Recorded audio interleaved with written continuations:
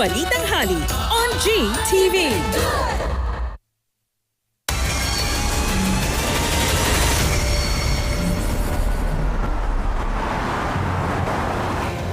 Magandang tanghali po. Oras na para sa maiinit na balita.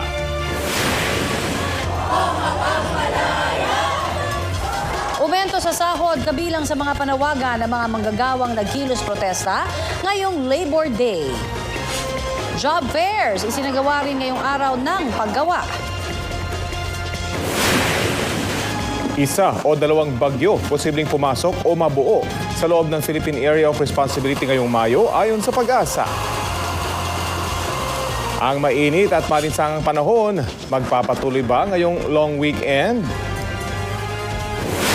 Bagong silang na sanggol natagpo ang patay sa estero sa Maynila. Atin to coalition na maghahatid ng pagkain at fuel supply sa Pag-asa Island nagsimula ng maglayag. Sa gitna ng biyahe, barko ng China na mataan.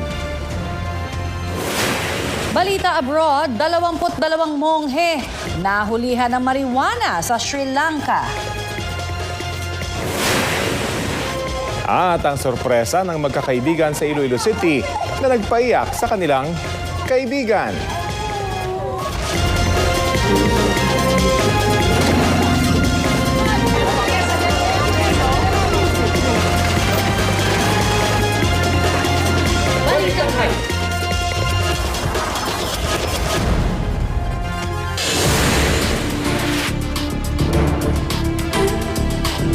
Mainit na balita, tinanggal sa serbisyo ng National Police Commission ang 11 pulis